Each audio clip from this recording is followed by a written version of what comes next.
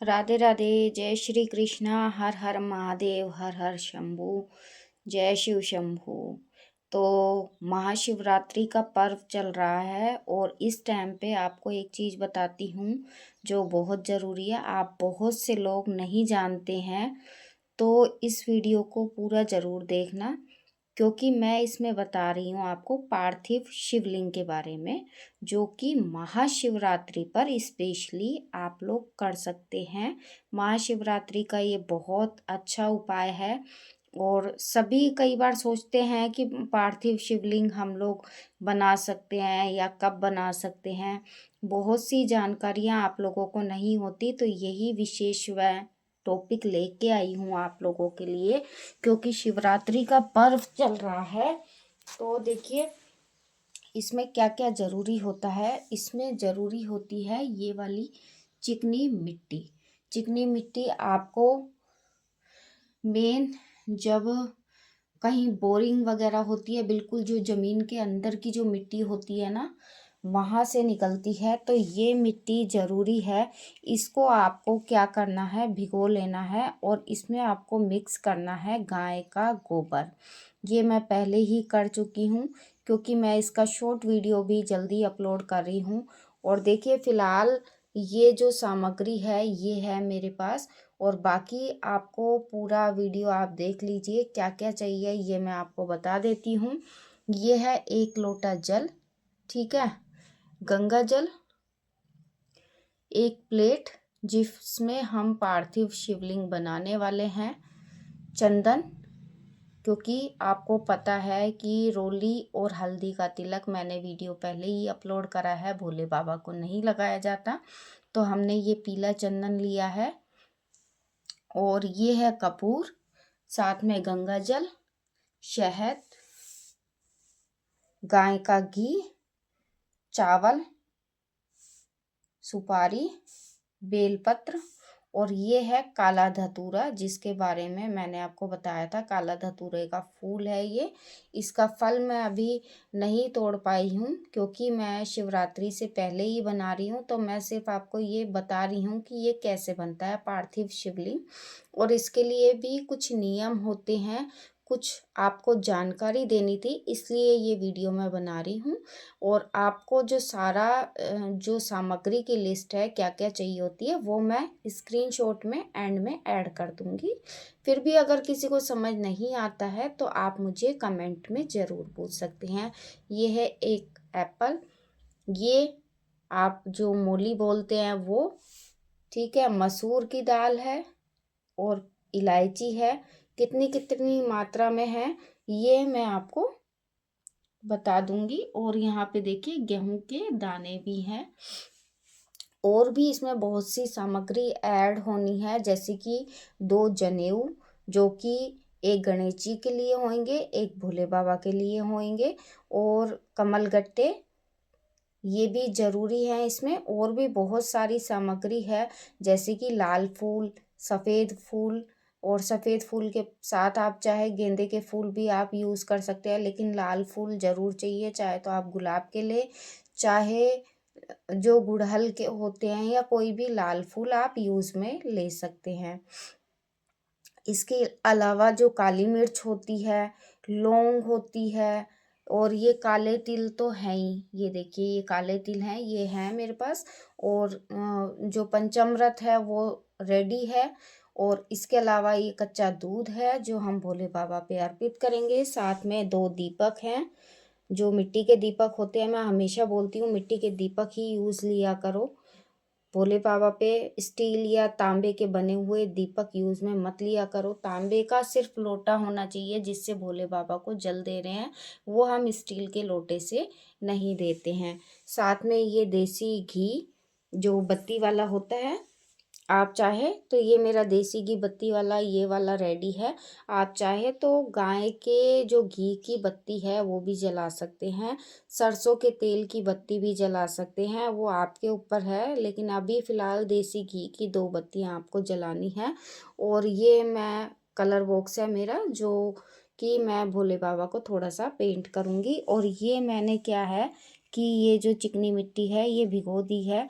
और आपको बताऊं सबसे ज़्यादा ज़रूरी बात, जब भी आप भोले बाबा का, अभी मैं आपको दिखाऊंगी क्योंकि मैं ही शूट कर रही हूँ तो मुझे थोड़ा सा दोनों हाथ चाहिए भोले बाबा की पिंडी बनाने के लिए और भोले बाबा का जलाधारी बनाने के लिए मुझे दोनों हाथ का यूज़ करना होगा।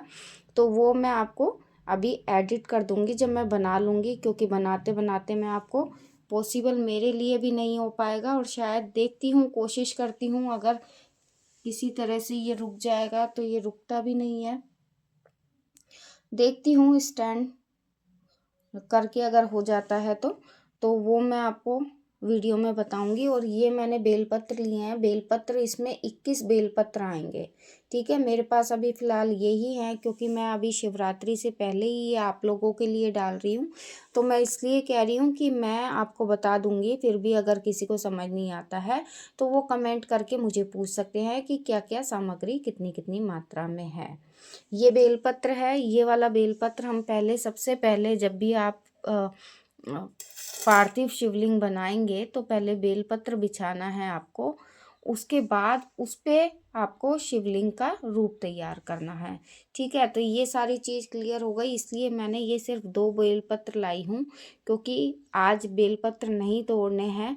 रीज़न आप सभी को अगर कुछ डाउट है तो मैं बता दूंगी। और साथ में ही इसमें 7 शमी पत्र होने चाहिए, वो भी नहीं है, वो भी नहीं तोड़े जाते। किस दिन नहीं तोड़े जाते, अगर आपको इसका भी वीडियो चाहिए तो आप मुझे कमेंट में बता सकते हैं।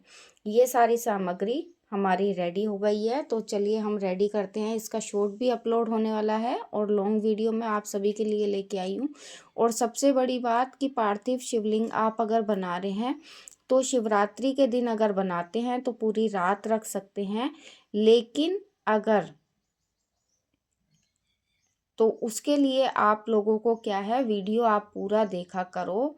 और चैनल को अभी तक आपने सब्सक्राइब नहीं किया है तो प्लीज़ इसको सब्सक्राइब करो और सभी के साथ शेयर करो, क्योंकि शिवरात्रि का पर्व है, अगले साल ही आएगा। और आप वैसे तो हर मासिक शिवरात्रि जो आती है उस पर भी ये उपाय कर सकते हैं, लेकिन शिवरात्रि के दिन आप इसे पूरी रात रख सकते हैं, पूरी रात अपने रख सकते हैं। और दिन क्या करना होता है ये मैं आपको बताने वाली हूँ।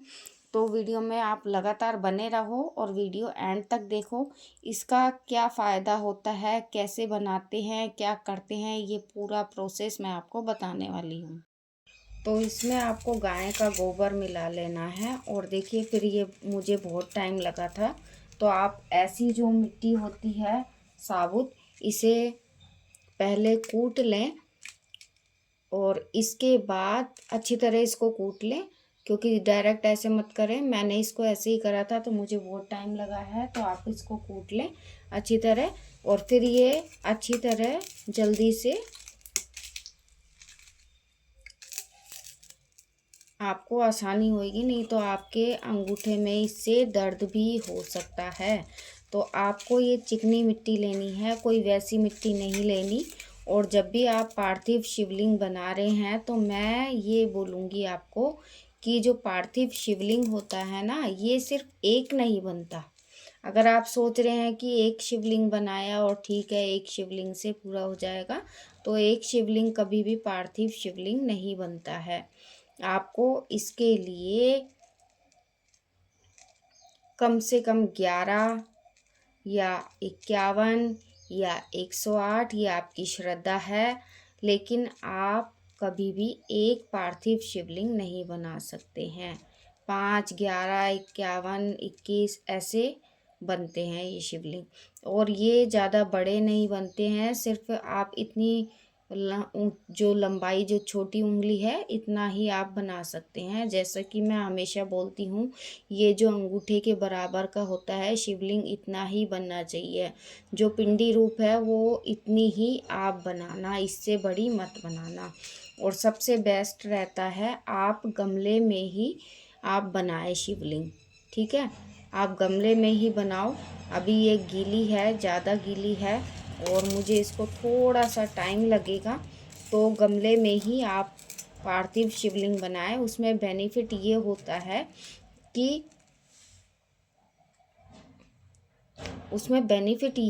है कि आप जो हैं उसमें आपको जलाधारी बनाने की ज़रूरत नहीं होती है। अगर आप गमले में ही बना रहे हैं तो डायरेक्ट गमले की मिट्टी लें और उसमें ऐसा छोटा सा लिंग टाइप में आप जो पिंडी रूप है शिवलिंग का आप वो बना सकते हैं गमले में ही, गमले की मिट्टी लेके, और शाम तक उसे वापस उसमें विसर्जित कर दें, उसी में मिला दें। इसको पूरी रात नहीं रखते हैं, पूरी रात सिर्फ आप शिवरात्रि के दिन ही इसे रख सकते हैं। गमले में सिर्फ आपको ऐसे पिंडी रूप बना लेनी है, हाथ से छोटी सी पिंडी बना लें और उसी पे आप पूजा कर सकते हैं। लेकिन अगर आप अलग से बना रहे हैं, शिवरात्रि के लिए बना रहे हैं, तो शिवरात्रि पे मैंने आपको बता दिया है कि एक मत बनाना, गलती से भी एक पिंडी आप यूज़ में मत लेना, एक का मत बनाना, ठीक है।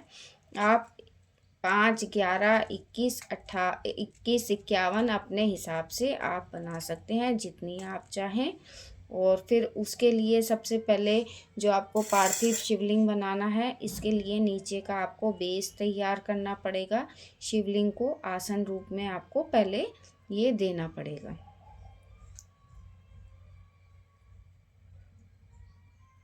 उसके बाद में आप शिवलिंग बना सकते हैं।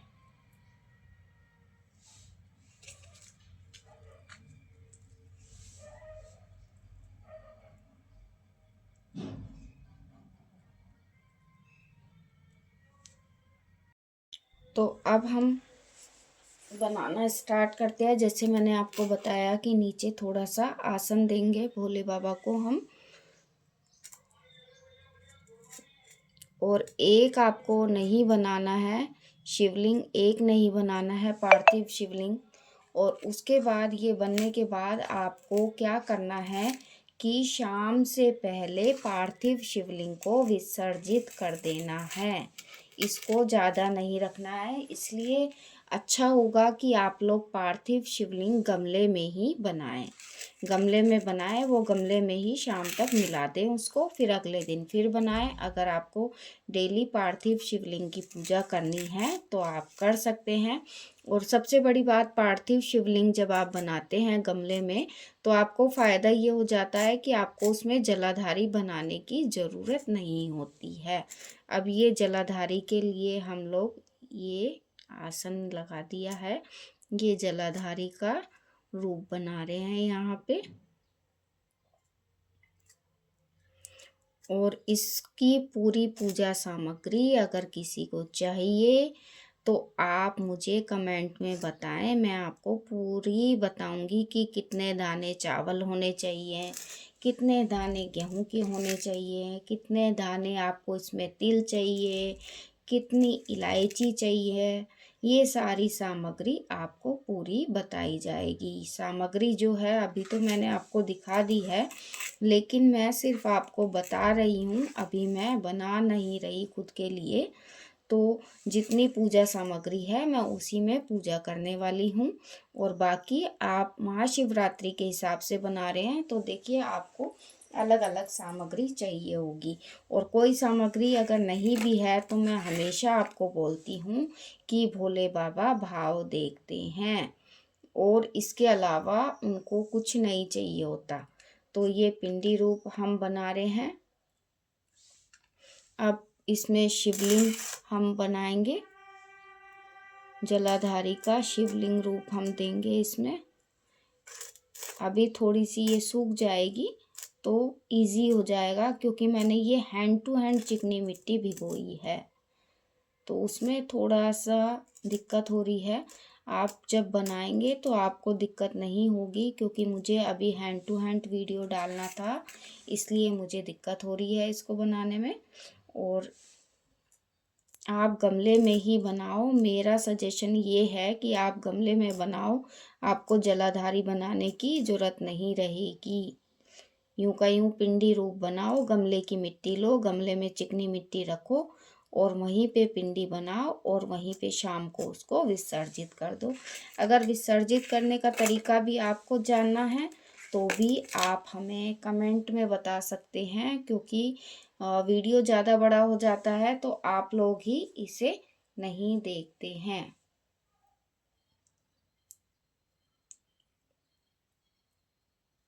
और इसमें गाय का गोबर जरूर मिलाना है आपको।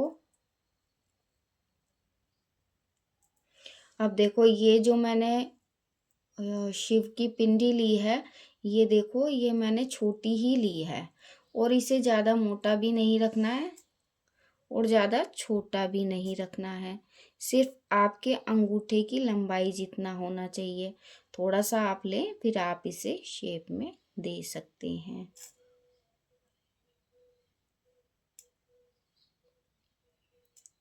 अभी ये सूख जाएगा तो मैं आपको दिखाऊंगी। इस पे मैं पेंट भी करने वाली हूँ, तो पेंट करने के बाद कैसा लुक आने वाला है वो भी मैं आपको दिखाने वाली हूँ।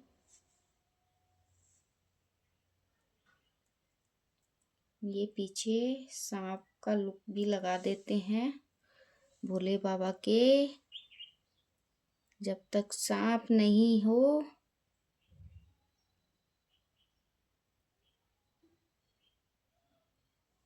नाग देवता तो जरूरी है।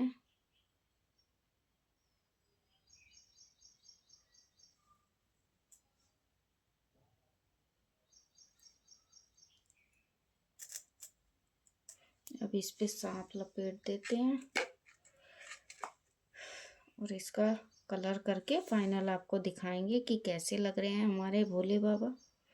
आप भी बना सकते हैं, लेकिन चिकनी मिट्टी में बनाने में बहुत दिक्कत आती है, तो मेरी सलाह है कि आप इसे पहले ही भिगो लें ताकि थोड़ी सी ये अपनी शेप ले ले। हैंड टू हैंड बनाएंगे तो ये देखिए मेरी तरह ही आपके हाथों पे ही चिपक जाएगी। और आप थोड़ा सा हाथों पे ना थोड़ा सा घी लगा लेना, मैंने नहीं लगाया है तो आप ज़रूर गाय का घी लगा लेना, क्योंकि मैंने इसके अंदर गाय का गोबर मिला दिया है शुद्ध। और पहले ही मैंने इसमें थोड़ा सा बूंद घी डाला था, ज़्यादा नहीं डाला था, तो आप अपने हाथ पे ही लगा लें ताकि वो उसी में चला जाए।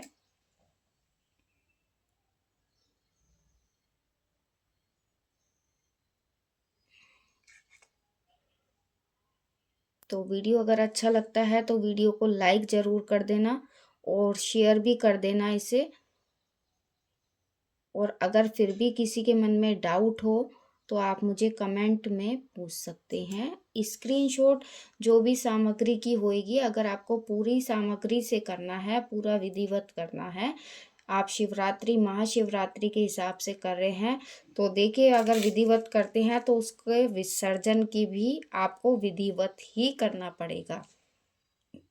वो भी आपको फिर विधि के हिसाब से ही विसर्जित करना पड़ेगा। और आप नॉर्मली कर रहे हैं तो नॉर्मली जो भी आपके पास पूजा सामग्री हो, जितनी भी हो, उसी हिसाब से आप कर लें और गमले में ही करें। कोई भी गमला हो आपका जिसमें कोई पौधा लगा हुआ हो, तुलसी का ना हो, ठीक है। तुलसी के पौधे के साथ आप शिवलिंग की पूजा कभी मत करना, तो उसमें ही आप कर लें।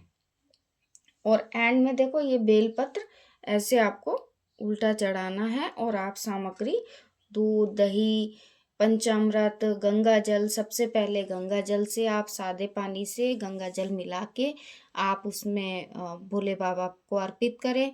उसके बाद जो भी आपको सामग्री अर्पित करनी है, दूध है, दही है, पंचामृत है, शहद है, सरसों का तेल है, जो भी आपको अर्पित करना है आप वो करें। उसके बाद साफ जो गंगा जल मिला हुआ आपका पानी है वो डालें। उसके बाद आपको बेलपत्र और धतूरा, काला धतूरा, ये सामग्री जो मैंने आपको थाली में दिखाई थी, ये सामग्री आप भोले बाबा पे चढ़ा सकते हैं। 2 दीपक, हमेशा 2 दीपक रखना, 2 जनेऊ रखना, एक गणेश जी का, एक भोले बाबा का, क्योंकि गणेश जी के बिना सारी पूजा आपकी अधूरी मानी जाएगी। तो 2 गणेश जी के 2 जनेऊ, जो एक भोले बाबा का और एक गणेश जी का आपको रखना है। एक फल भी जरूर रखना है, फल भी आप जरूर रखें, शमी पत्र जरूर रखें, 7 शमी पत्र।